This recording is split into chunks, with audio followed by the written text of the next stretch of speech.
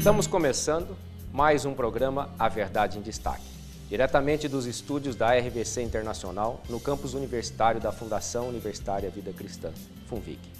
Hoje contamos com a presença do coordenador do curso de Logística da Faculdade de Pindamonhangaba, o professor Gabriel Aquino, o qual também é pastor e capelão universitário da Fundação Universitária Vida Cristã. Esse programa terá 3 blocos. No primeiro e no segundo bloco estaremos conversando sobre a logística do Brasil. E no terceiro bloco estaremos falando sobre a importância da capelania junto às instituições de ensino. Professor Gabriel Aquino, muito obrigado pela sua presença. Como vai? Tudo bem? Tudo bem, professor Luiz Otávio. Obrigado pelo convite para que nós possamos falar um pouco sobre a questão da logística no Brasil e no mundo hoje.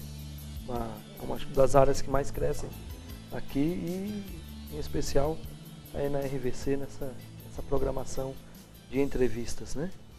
Professor, ficamos felizes com a presença do professor aqui, nos alegramos e gostaria de compartilhar junto com os telespectadores alguns dados, né, do Ministério dos Transportes sobre o transporte de carga no Brasil.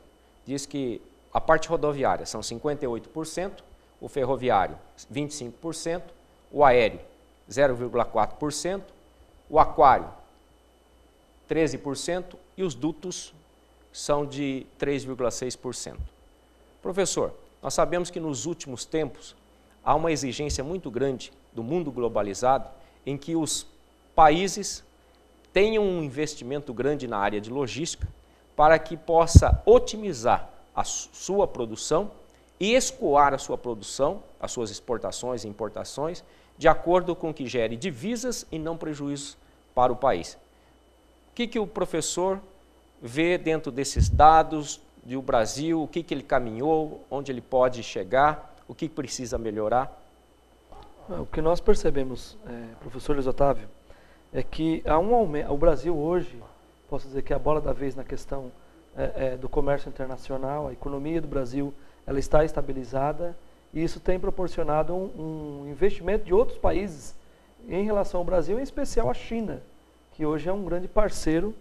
O Brasil está recebendo, importando muito da China e essa questão dessa movimentação de carga nos nossos portos tem proporcionado um benefício, mas ao mesmo tempo tem trazido uma exigência numa reestruturação dessa modalidade, por exemplo, aquaviário, que é o transporte marítimo, de cargas. Aproveitando dessa colocação do professor, temos como dados que no Brasil nós temos 42 portos marítimos, sendo que alguns deles não estão em atividade.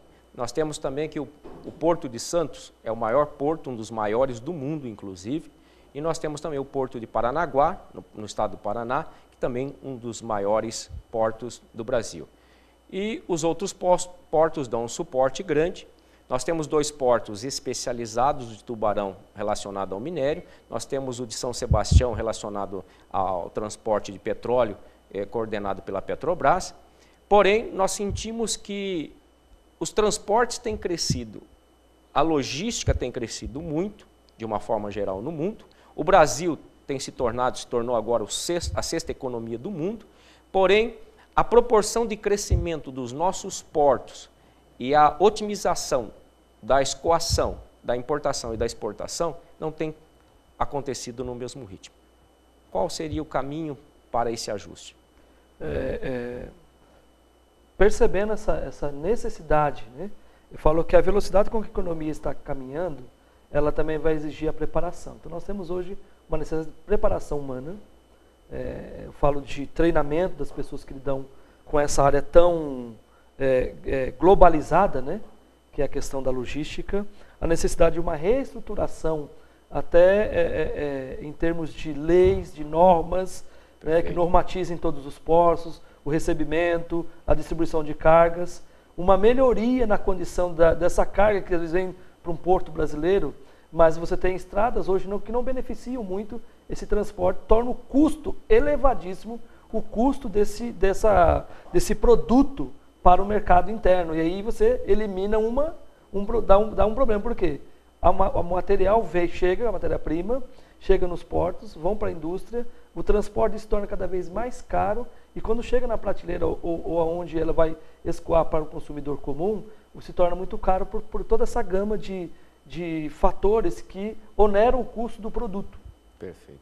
Aproveitando essa colocação, nós sabemos que o Brasil também tem investido e tem crescido a quantia de portos secos no país. Atualmente nós temos 63 em todo o país, sendo 27 no estado de São Paulo. Isso como uma alternativa de melhorar o escoamento, né, da produção brasileira, tanto para exportação quanto para importação.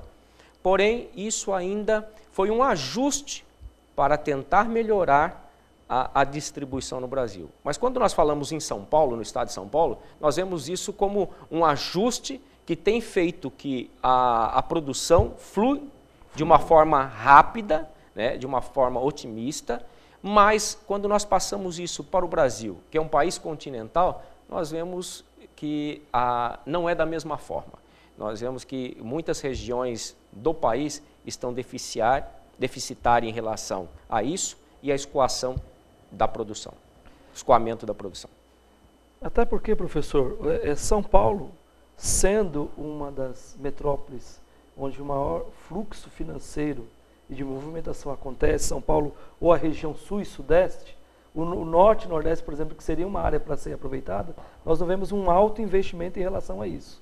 Alguns dados que nós temos que o maior fluxo financeiro de investimento nos portos se concentram no sudeste e no sul do país, Perfeito. Onde historicamente estão as riquezas do Brasil em termos de investimento, em termos de matéria-prima, em termos de desenvolvimento humano e tecnológico.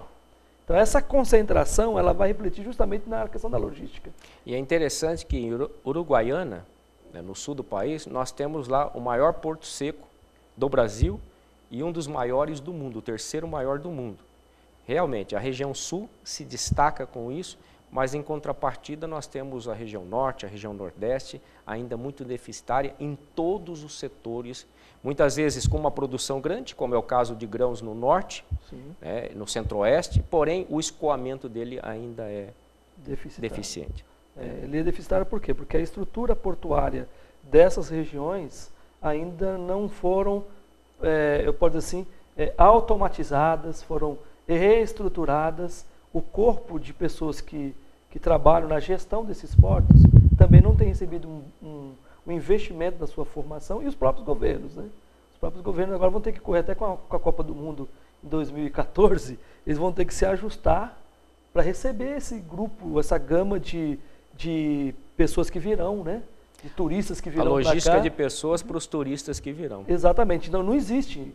Então nós estamos numa correria para 2014, 2016, só em termos de pessoas, de fluxo. Imagine cargas que demandam uma tecnologia, que demandam um investimento de alto nível. Quer dizer, embora nós sejamos a sexta economia mundial, nós estamos tendo que agilizar todo o processo de crescimento do país e de reestruturação para atender, inclusive, a logística. E nisso, provavelmente, o campo do profissional da área de logística deve crescer grandemente como um suporte para toda essa nova estruturação, tanto na parte de pessoas quanto de cargas, transporte de pessoas quanto transporte de cargas. Eu tenho conversado com os nossos alunos que a oportunidade para essa área que já existia, né?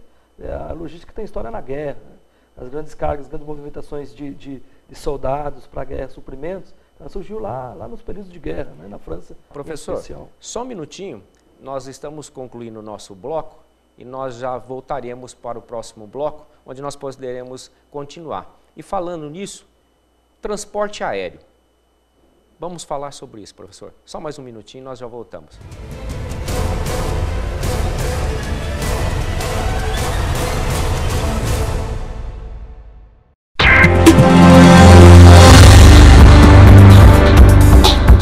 Na RVC Internacional, você acompanha a melhor programação da sua televisão, com música, esporte, jornalismo, informação e a palavra do Senhor. Fique ligado na sua RVC Internacional.